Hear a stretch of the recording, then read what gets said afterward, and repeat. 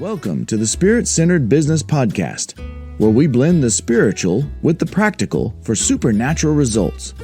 Now, here is your host, Bralynn Newby. Hey there, welcome back to Spirit-Centered Business. I'm here again for part 2 with Bo Kim. And you know what occurred to me, Bo? We don't have a really cool title for the first segment, but by the time that these people will be seeing this segment, it will be gone and it will have a cool title and everything else. Okay. But if you guys missed it, make sure that you go to spiritcenteredbusiness.com and click that podcast button to make sure that you get part 1, where Bo shared her story of her childhood and also how she met her husband, which was just a God thing, right? Both ends of that story. And this time around, I just want to give you the floor as far as if there's anything else that you want to talk about as far as blending the spirit, your spirit's realm or your spirit, your spiritual journey into what you do here on earth. Mm-hmm. And I know that we're going to lead into Kala 31 and the things that you're leading with those beautiful women over there and all of that. So I'm going to give you the floor.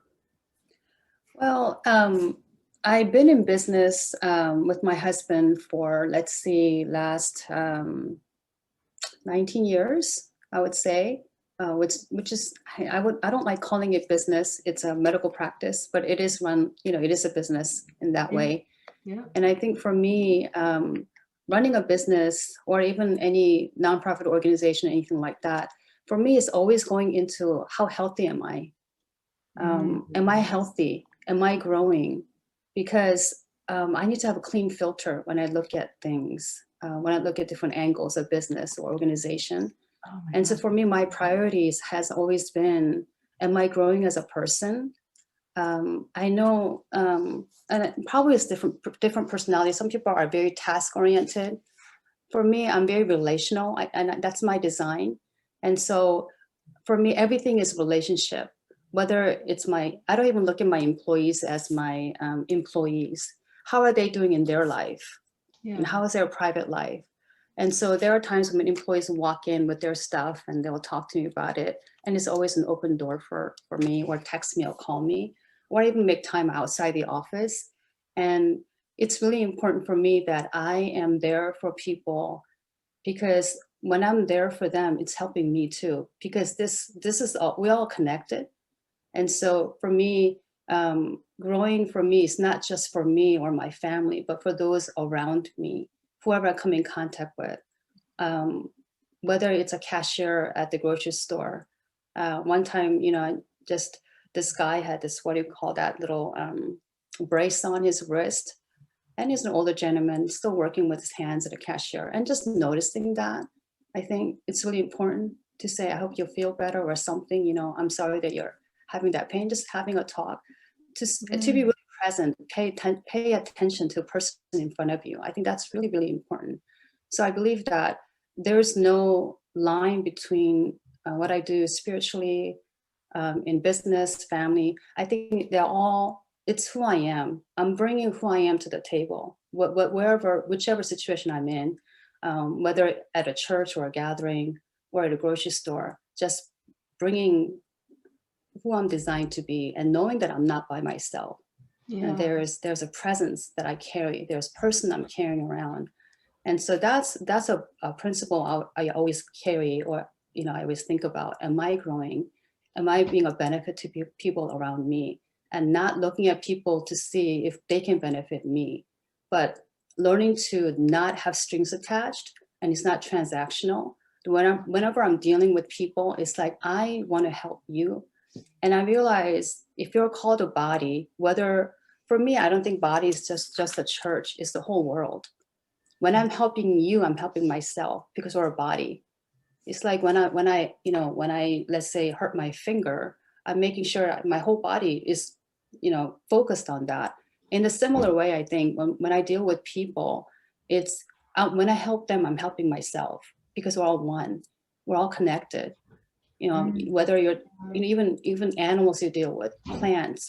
Am I exploiting things in my life, or do I have this energy of love, because the Creator created everything? And so what energy am I carrying when I'm dealing? Now, I'm not doing it perfectly all the time, but coming back to the center of the creator, what energy does he carry? It's always love, energy of love.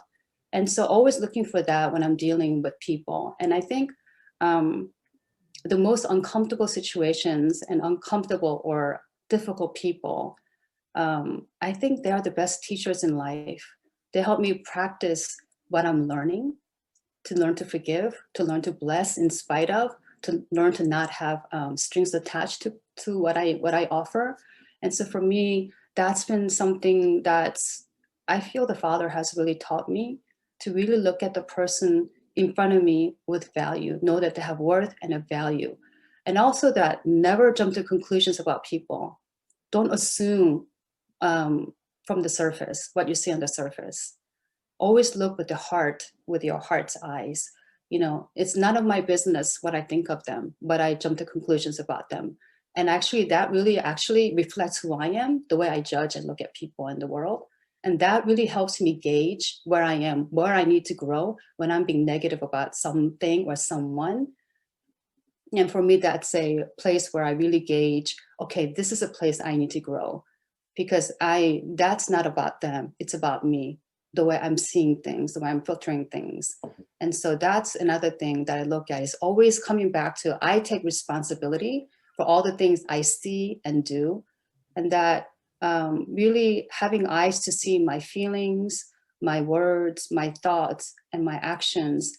And really that's a mirror for me to where I need to grow, because it really shows me where I am internally. And having a rich internal world where I have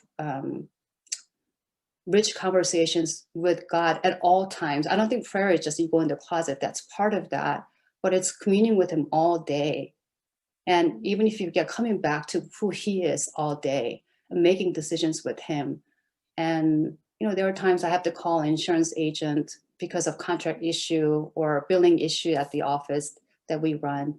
And there are times when we go out of norm and I would have something for them other than just office stuff, and making sure, really being in tune with the Father.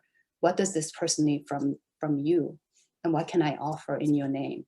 So those, you know, that kind of mindset to carry, that he's teaching me every day, to have that attitude of just, what can I benefit? How can I benefit those around me in his name?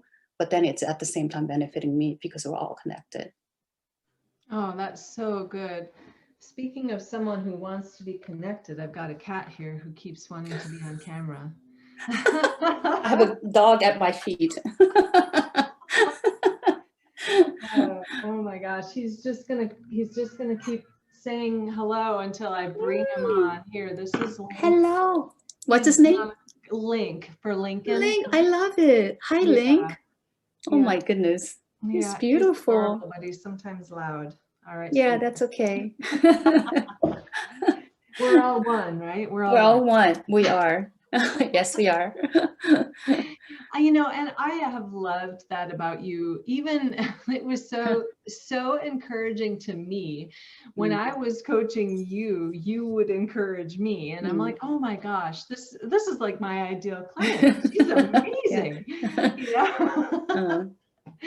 Yeah, so I love that about your heart, and I love that you're saying that, because that's one of the things that I have been working on in myself. And when I notice like little bits of angst or judgment or annoyance or impatience, I'm like, oh Lord, deal with that. I'm so sorry I came into alignment with that again.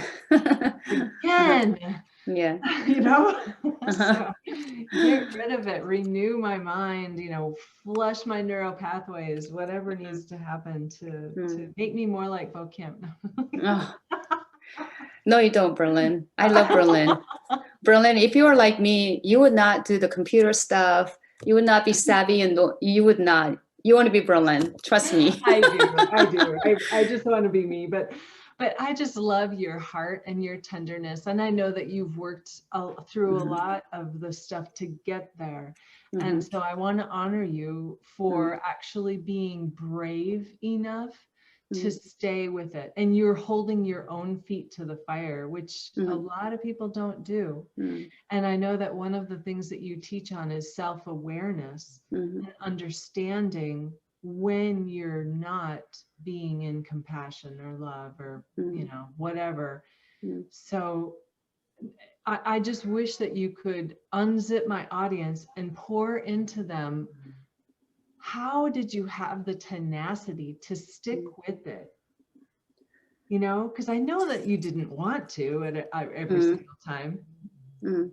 I think, first of all, I like to say I share.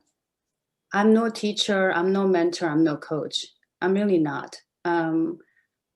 We're all, I think, brothers and sisters, and we need one another. And so I know it's for business sake that we do put that for business sake, for identification. Just so that people understand. Yeah. So but for me, I don't enjoy being on the fire of, being cleansed or all that. But I think it's when you go beyond it, there's such freedom. These days, the father's really working on ego, right? And he talked to me about ego, and it was from different sources. When he was talking to me about it, that all of a sudden it's highlighted in my life, from different people. And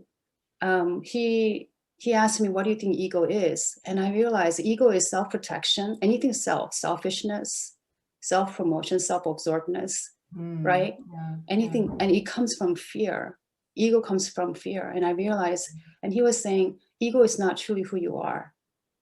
It's when you allow the ego to dissolve and allow him to work in me, that I become freer to be myself, which is like him, to be patient, to be kind, to be a blessing, to be a benefit, to love.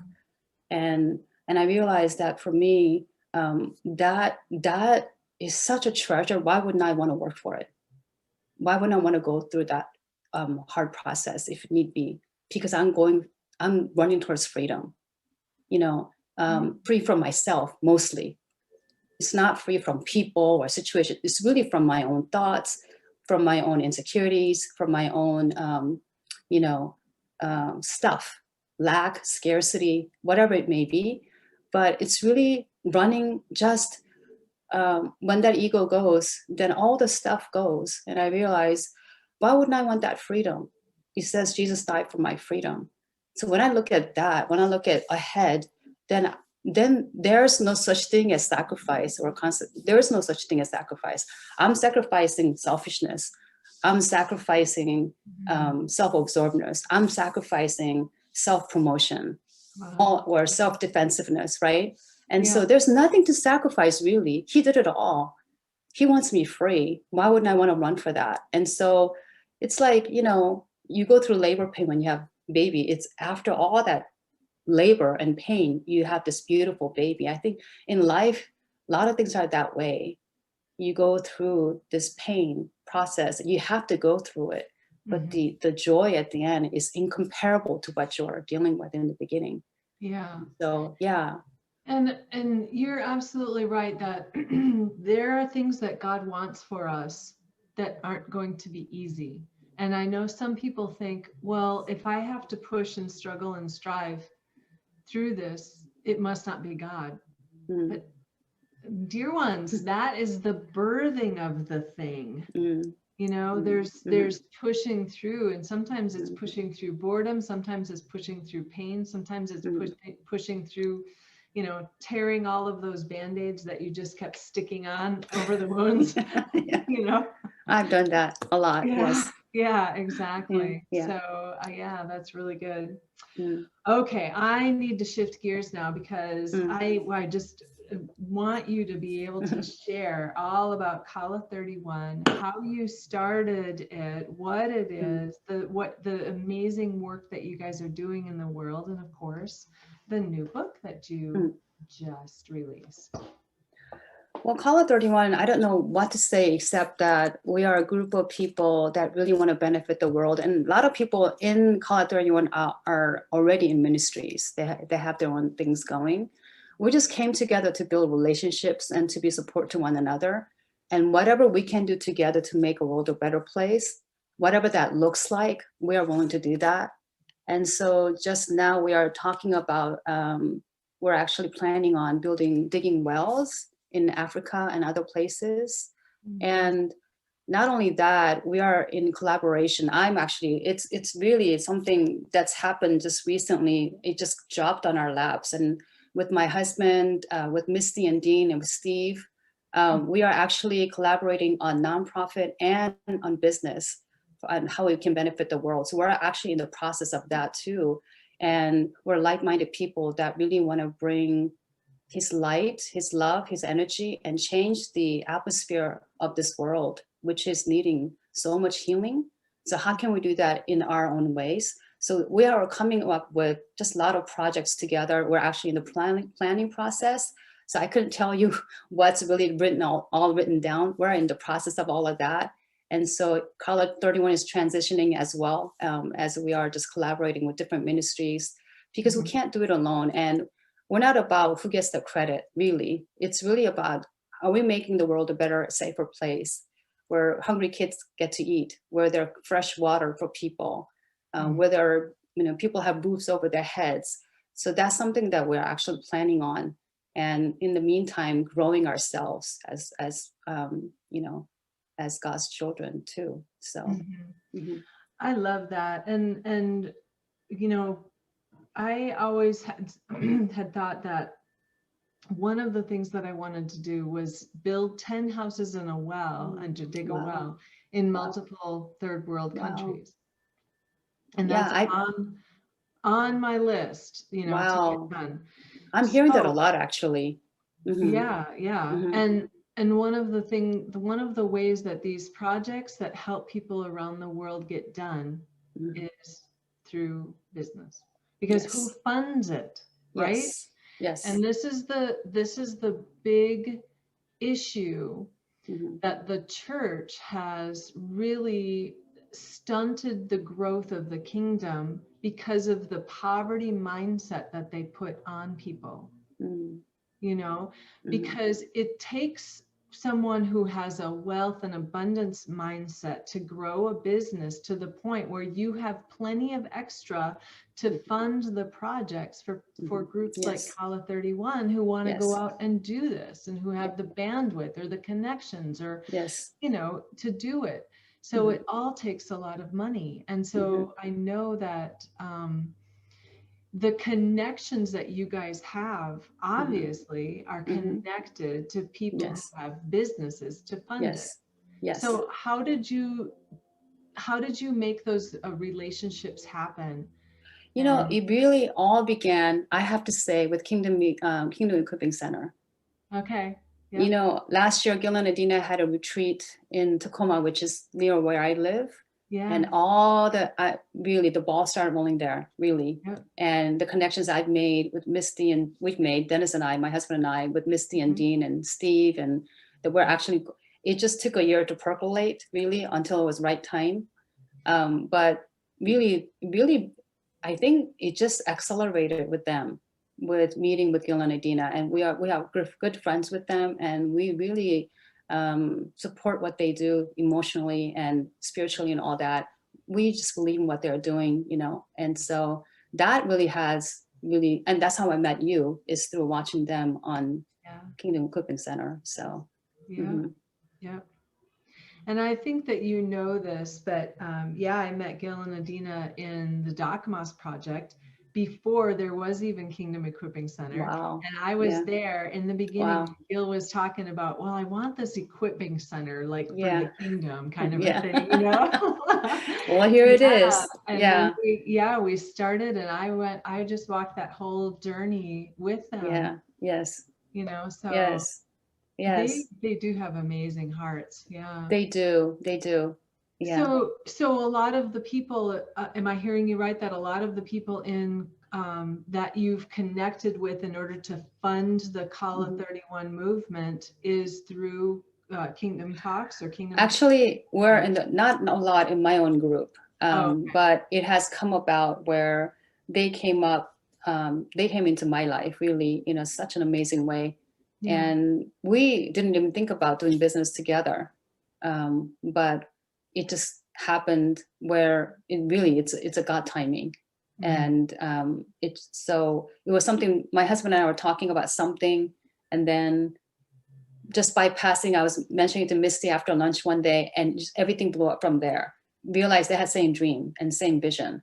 Nice. And then Steve got, we were like, it was Steve also. And so we're actually planning on meeting together for that business that will actually fund a lot of things. Mhm. And also I'm currently, hopefully, working on creating a publishing company also, so that that can fund whatever we're doing. We're not asking for donations, or we don't want, I mean, not that it's bad. I think if you need to do it to whatever organizations you do, I think that's great. But we want to be able to have power to create wealth that God has given Right. us, and to really utilize that skills and whatever download He gives us. So, so we're in really a big planning stage right now.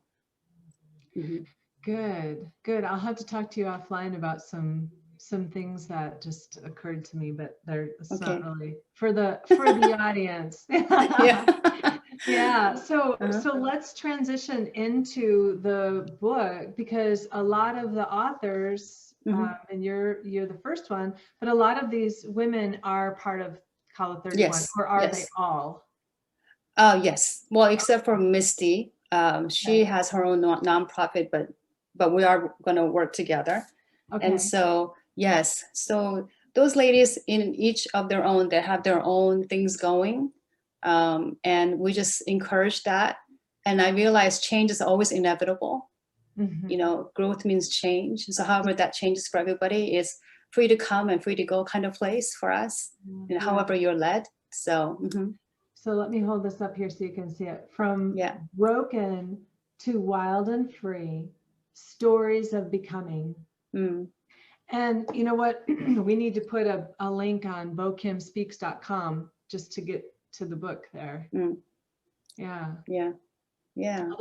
Otherwise people just search for it on Amazon, or do you have it? Amazon has it. Amazon has it. And we're actually currently working on updating our websites. Website. Yeah. Okay, and we're all going to do that. And so, it's stories about what it is, how we haven't all arrived, but that we haven't in broken places, and how we have grown from those places through the power of love in the Father's heart.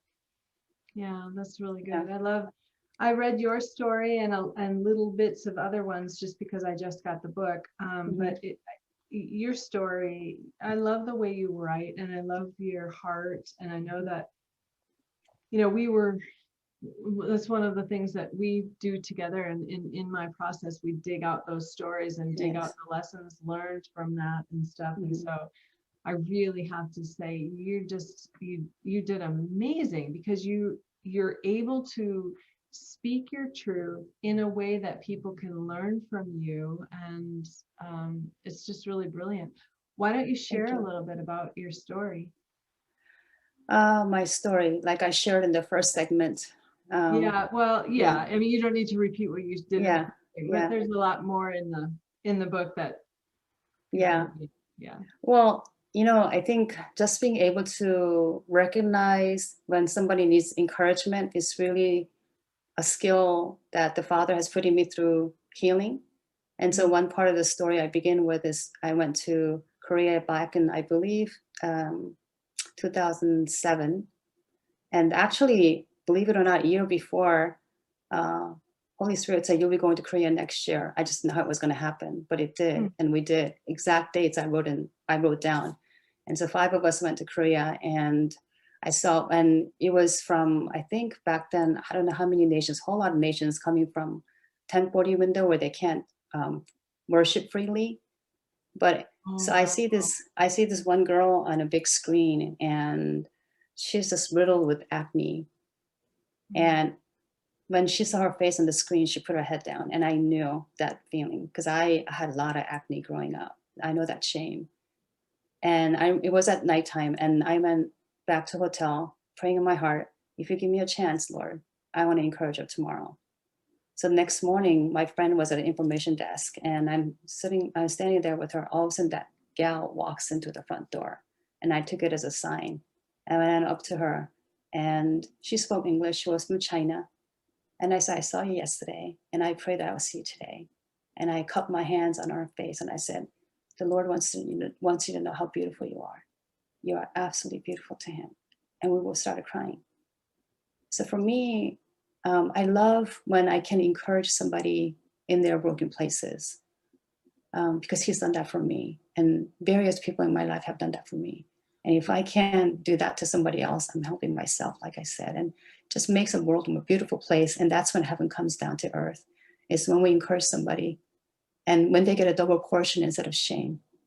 And that's what I love. Mm-hmm. Oh, that's so good. And I love that about you. I love that about him. He taught me. He really taught me how to do that. I love that about Jesus. Yeah. He's so good at that, isn't he? He is Really. so good. Yes. He's so good at it. He's encouraged me, I don't know, just through various amazing people like yourself. You're the one who said, hey, you're a speaker, aren't you? I'm like, I've been told that, but didn't want to come out of that shell, you know? So there's been a whole lot of encouragement through Jesus with skin on in my life. And I want to be the same for others. Yeah, that's really good.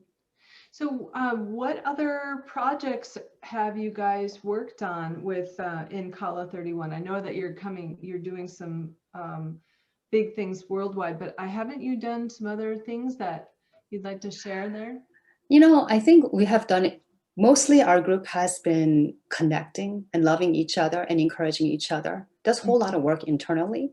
Yeah. And so that's what we've been doing. And it's been growing, that encouragement and connecting. And so I wouldn't say we've done any, I don't know, we have traveled together. Mm-hmm. You know, like last year when Janet had to go to Korea for the first time as a prophetic artist. Right. And so just going there and just supporting her journey as a prophetic artist, just making, and when she's making her first step into that nation, even though she is Korean American. So things like that, just being there for each other is us. We're not just about doing things together, but being there for each other. Right. And so when you look at different people, their bios, you'll see what they do. Frida is another amazing one. She couldn't write because she, after genocide in Rwanda, she has ongoing pain. But Frida is another story that's so amazing, who survived genocide and all her families were killed in Rwanda. But her joy, her love, you know, and I get to actually work with my own sister, biological sister. We come, Rena. I love that we are on the same page. Shout out to Rena. Hey, yeah, Rena has been my partner in this. And I love that we are not only spiritual sisters, but we come from the same family. We understand each other. So this has been just amazing journey all around. And I love my friend Janet, of course, and a whole lot of people in there, all of them. I love all of them. All their Melissa, who's helping me build the websites and all that. She's been a gem. And there's Billy Joe, there's Abby, there's Gloria. I mean, I can go on and on with all these people who are amazing gems. So yeah, I love them all. And we are sisters and bound by love.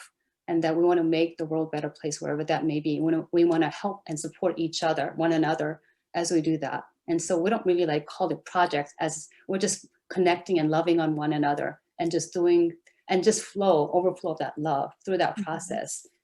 We're loving on other people. But even the fact that 5 of you went to South Korea to support Janet, I mean, who does that?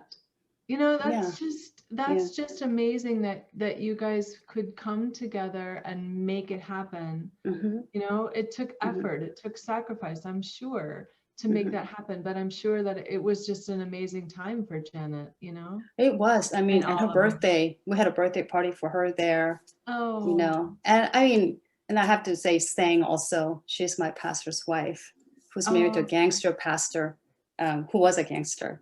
But just, we have so much, we laugh until we cry. We just have so much fun together, really. I mean, we love one another. We do trips together just to keep that bond going. But out of that comes this atmosphere of love, whatever we do. That's the family atmosphere that we want to bring wherever we go. It's not like, let's get the work done and just leave. but really bringing the atmosphere of family and love. And I think that's what's heaven. Mm-hmm. Yeah, that's really good. Well, in these last few minutes, I know that the impact zones that you want to have in the world are you relationships, definitely, and you're always talking about encouraging and that kind of stuff, but helping people have communication better in their relationships. And then you're also talking about identity, who they are, and how you walked through your identity story to know who you are. And now you're standing so strong in your bonus. All my 5'2" self. Yeah. Yeah, right. I'm tiny, so Oh, we need to meet in person because I'll give you I know you and I have to. Oh my gosh. And the third area that you really want to have an impact in is helping people leave a legacy, because we talked about in the first segment that you needed to change yourself so that you could have instill a better legacy in your kids than what you had. Absolutely. And of those three areas, which one are you really drawn to more in this moment? Like, what's Holy Spirit speaking to you? In this moment, I think is who you are. I think everybody knows who they are inside. You need somebody to draw that out. I think everybody knows. It's just that it's covered by stuff. And so all we have to do is just come around and say, you know who you are? And just start pulling on there like, oh yeah, it's been there all along. That for me is the most just exciting thing when there's light in their eyes, I mean, that happened when I was in Korea too, really, years ago, when this gal was suicidal, and all of us just I think was 5 of us gathered around her. For whatever reason, she confessed to one of the team members that she was suicidal. And when we gathered around her and just blessed who she is, and I don't even remember what we said, but she came alive. And that is what we do. I think sometimes spiritual resuscitation to people who don't know who they are, because they're not conscious of it, but it's in there. Who they are is in there, because God is in all of us. His DNA is in all of us. And how do we draw that out? Draw out that DNA of who they are. That's already in there. And I think that's what we do. I love doing, just coming along, supporting, and just helping and say, I see this, and just unzip or unlock and just let them explore who they are. I think that's my greatest joy. That's beautiful. And that in turn leaves legacy too, when you know who you are. Exactly. Automatically. Yeah. And you're a better communicator, and you're a better person when you don't have that hiddenness that sometimes is hidden by having a harsh exterior, or just taking offense to everything because you're so wounded. And it really helps all the way around, doesn't it? It does. Yeah. Well, if you could give a gold nugget to someone who's just like struggling or having doubt. This comes up so often. I don't know if you know this. I work with people in lie busters, and so the doubt of who you are, or really believing who you are. If they are having that struggle right now, what would you tell them? I would say you're not alone. You're not alone. When you become still enough and go deep, deep, deep inside, you're going to find that He is in you. Not only is God with you, He's in you, in every cell of your body, in every DNA, every fiber of your being, that He is in you. And so you're not alone. Never. I don't believe any person is alone. And so that's one thing I would say to that person. You're not alone. And when you call out to Him, He's right there. Like somebody said, He's closer than breathing and nearer than hands and feet. That's who He is.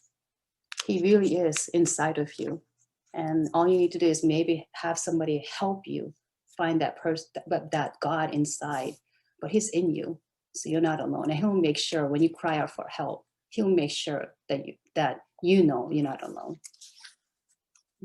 That's so good. Yeah, that's really good. Thank you, Bo. Thank you. Thank you so much for being with us.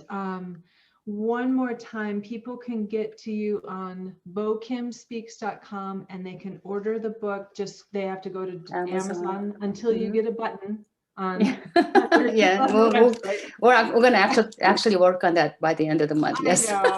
I know. Maybe by the time the show comes out, we will have the button on the either the Kala 30. Is it Kala31? Kala31.com. We changed it to .com. It can be both, but it's .com. Yes. Okay, excellent, excellent. And I will have the links in the show notes, and I'll also put your email address in there. Yeah. So thank you so much. I know it's been a long time coming. I've wanted to have you on the show, and we just finally reconnected again. And you're just such a blessing. I love you. Thank you. So are you. So are you. Man, I'm here because of you, Bralynn. Oh, that's so sweet. Yeah, it's true. So yeah. Yeah. Well, I know. Okay. One more little story. One more before we end. When you first contacted me to coach, you thought it was going to be for the medical practice.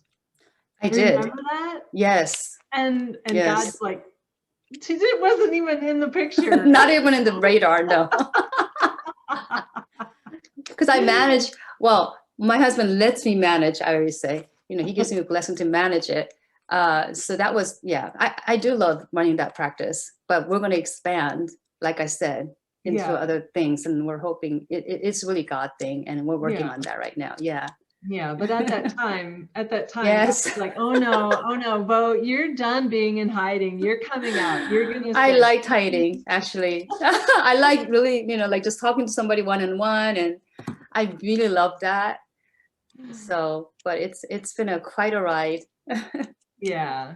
And I think that more people need to hear your message and more people need to hear your heart. So it's all good. Thank you, Bralynn. You're welcome. All right. We will talk again soon. Don't go anywhere. But I'm going to say goodbye to the peeps. And let's see, peeps, what announcements do I have? Well, always join Spirit Centered Business Tribe over on Facebook. And if you want to connect with me, you can always go to spiritcenteredbusiness.com, click the coaching button, or there's many other ways. If you just go to spiritcenteredbusiness.com, you'll find it. All right. Until next time, stay spirit-centered and peace out. Bye-bye. Thank you for listening to Spirit Centered Business with Bralynn Newby. Be sure to like, subscribe, and share with your friends. The next stage of doing business by being spirit-centered is coming together in collaboration, working with spiritual principles and knowing our destiny. Join our tribe at spiritcenteredbusiness.com, and we'll catch you on the next broadcast. Peace out.